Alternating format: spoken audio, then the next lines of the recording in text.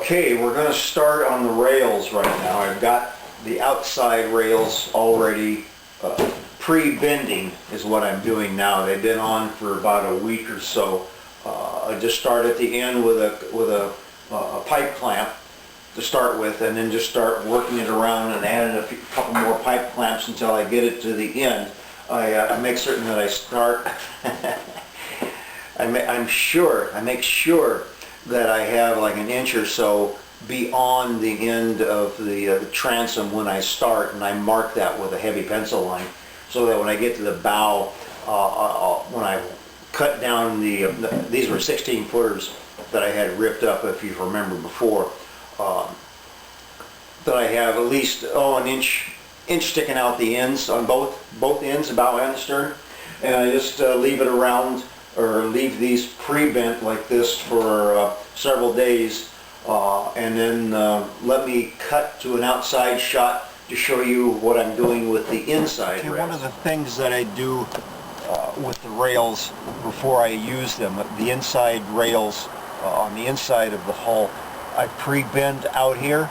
I've got another set of nails that I use for the exterior rails, just to keep them, not to keep them, but to pre-bend them into the angles, the curves that I want for later use. And then if you just leave them out here for a while, they'll equalize on the moisture and take on a set that keeps them from wanting to split out on you, if especially if the grain isn't, if you had no choice in the grain that you are using for your rails. Any little pre-bending help like this helps immensely. Okay, one of the things I do is I usually cut the transom panel a hair longer. In this case, it looks like it's about 3/8 of an inch longer than what is needed. When you're mounting the transom in the hull, you're trying to get it in between the ends of the panels you've already done.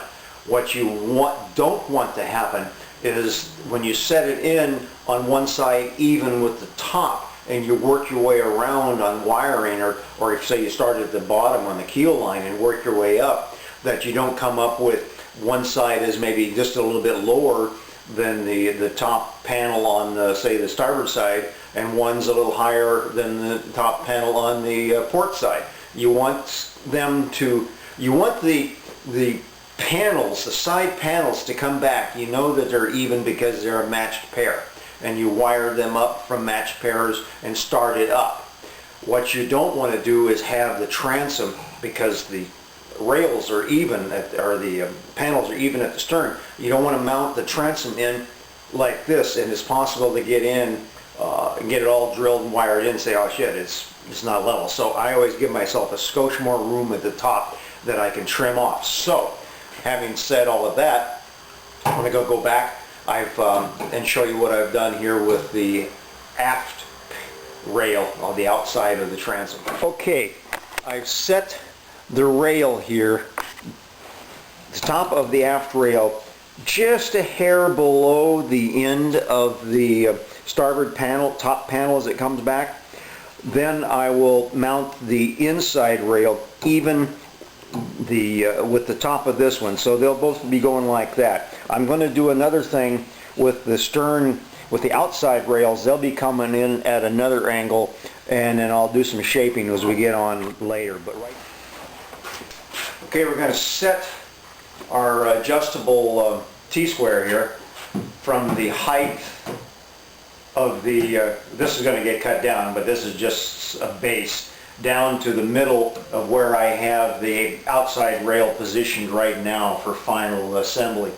And so I know that height being square up here, so then I'll just come over and then mark it there, and then mark it 1 inch in from the edges.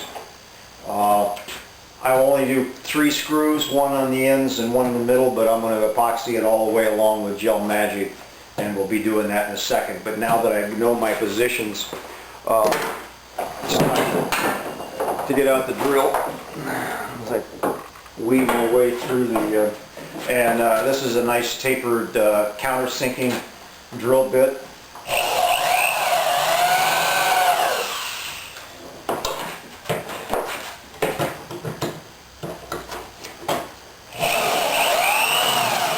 Okay, we're going to go back to using some of our gel magic again here. So as soon as I get the tube around and centered, okay. And we put on the dual tipped, they call it the fang nozzle.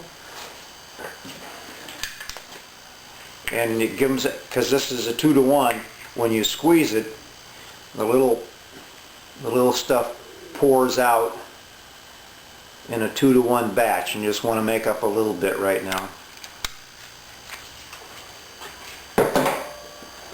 And I've got my my ends marked here to where the stop gluing is at these points.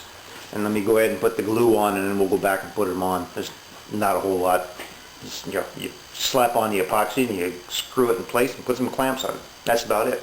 Okay, one of the things I forgot to do or to mention too was that on the outside rails on the bottom edge, the bottom inside edge, I take my little low angle plane and I put a slight bevel like we did on the edges of the plywood.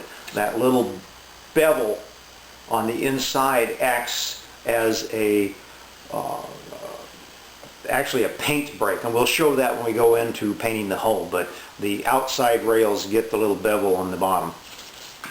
Okay, I had been trying to figure out what kind of a corner block I wanted to do. Before I had made a big block that came in at an angle you had to do a lot of futzing with. So this time I'm going to take this little, the thickness of the rail block, about 2 inches high, and I'm going to temporarily screw it into the corner, centered up along the line of the joint.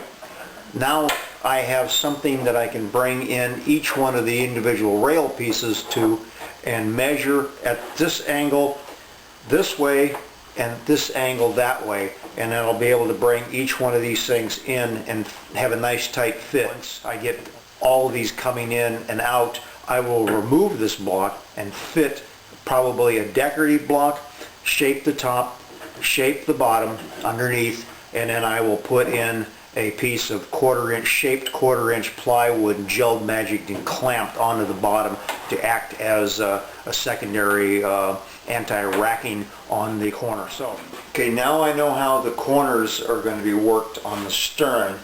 I'll need to work on the bow breast hook yet, and but I'm going to go ahead and get the rest of the stern rails shaped and in place up to that block I just showed you, and then I'll go ahead and finish off the outside rails and probably most of the spacers before the inside rail. But before I do the inside full-length rail, I need to work on the breast hook, and then that'll come up into the future. So.